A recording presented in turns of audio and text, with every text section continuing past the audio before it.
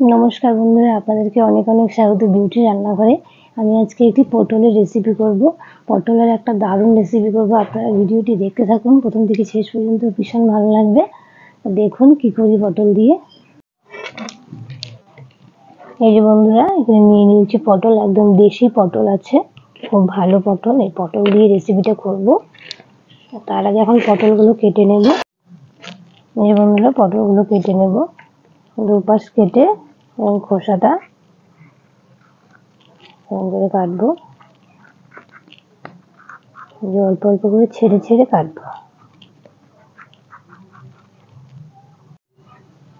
এই যে বন্ধুরা, এই যে পটলটা এরকম করে কেটে নেব। এই যে অল্প খোসা থাকবে আর এই যে অল্প থাকবে না, এরকম করেই কাটবো। এবার এই যে এরকম করে কেটে নেব, একদম নরম পটল।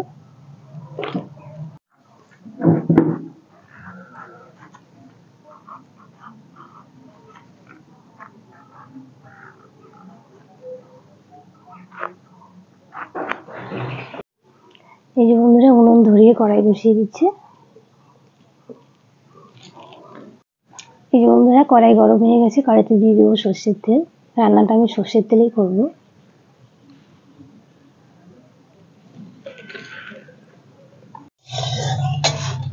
এই যে বন্ধুরা, এখানে আমি নিয়ে নিয়েছি পটল আর আমি একটু আলু নিয়েছি। পটলটা আমি আলু দিয়ে করব, আলু পটল একসাথে করব। এই যে আলুগুলো এরকম করে কেটে নিয়েছি। এখন আমি আলু পটলগুলো তেলের মধ্যে ভেজে নেব।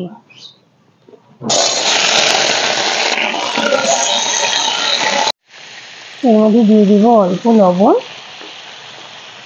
আর দেব অল্প হলুদ গুঁড়ো, দিয়ে আলু পটলগুলো আমি সুন্দর করে ভেজে নেব।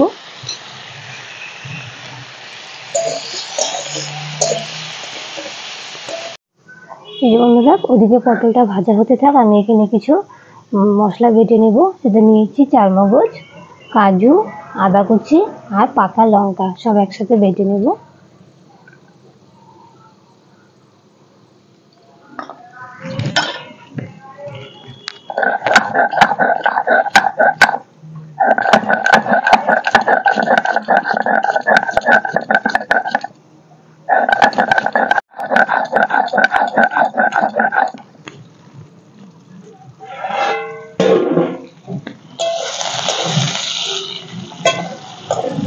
পটল ভাজাটা একটু নেড়ে দিই।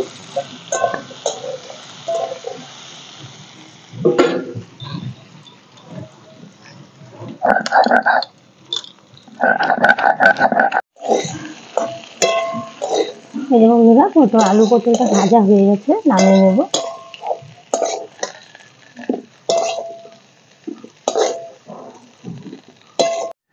কড়াইতে দিয়ে দিব সর্ষের তেল। এই যে বন্ধুরা, তেল গরম হয়ে গেছে, তেলের মধ্যে আমি এখন সম্বারে দিয়ে দিব দুটো তেজপাতা, একটা শুকনো লঙ্কা আর গোটা জিরে আর গোটা গরম মশলা।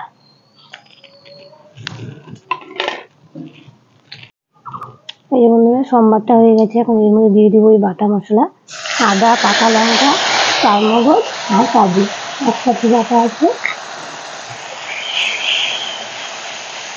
এখন আমি একটা গুঁড়ো মশলা পেস্ট বানিয়ে নেব। নিয়েছি 1 চামচ জিরে গুঁড়ো, 1 চামচ ধনে গুঁড়ো আর হলুদ গুঁড়ো পরিমাণ মতো। জল দিয়ে একটা গুঁড়ো মশলার পেস্ট তৈরি করে নেব।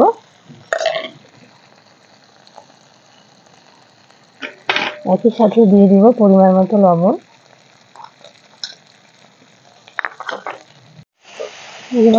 বাটা মশলাটা ভাজা ভাজা হয়ে গেছে, এখন দিয়ে দিব এই গুঁড়ো মশলার পেস্ট।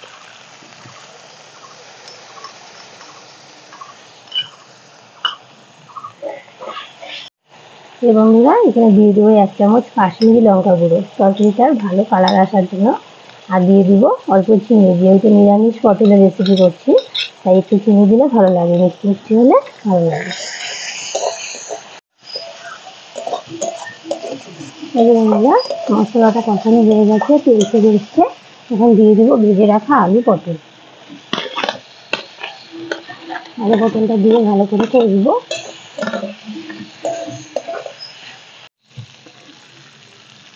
সামান্য একটুখানি জল দিয়ে আমি এটা কষে নেব, তাহলে কষানোটা ভালো হবে। তাই ওই প্লেটটা দিয়ে জলটা দিলাম। এই যে বন্ধুরা তরকারিটা কষানো হয়ে গেছে, দেখুন সুন্দর করে কষে নিয়েছি। এখন এর মধ্যে দিয়ে দিব অল্প জল, একটু গ্রেভি গ্রেভি হলে ভালো লাগে।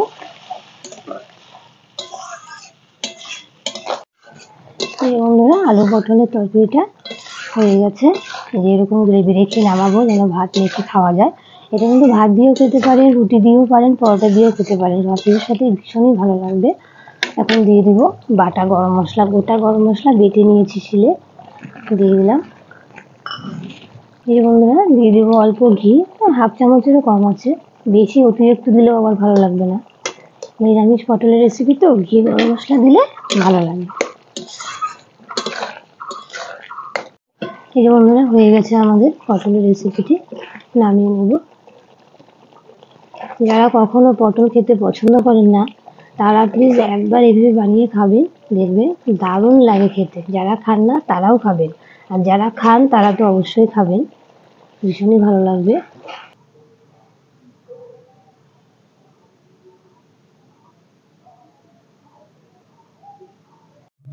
তাহলে বন্ধুরা এই যে আমাদের রেডি হয়ে গেল আলু পটলের রেসিপি। তা আপনারা জানাবেন কেমন হলো রেসিপিটি। আপনারা প্লিজ বাড়িতে একবার ট্রাই করে দেখবেন, ভীষণই ভালো লাগে খেতে। যারা পটল খান না তারাও খাবেন, আর যারা খান তারা তো অবশ্যই খাবেন। প্লিজ একবার এইভাবে ট্রাই করে দেখবেন। তাহলে বন্ধুরা যদি আজকের রেসিপিটি ভালো লাগে তাহলে প্লিজ একটা লাইক করে কমেন্ট করে জানাবেন কেমন লাগলো, আর আত্মীয় স্বজন বন্ধু বান্ধব সবার সাথে ভিডিওটি শেয়ার করে দেবেন।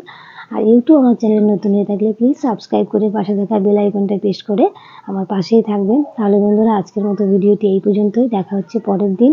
সুস্থ থাকবেন, ভালো থাকবেন, নিয়ে আসবো আরেকটি নতুন রেসিপি, আপনারা আমার সঙ্গে থাকবেন।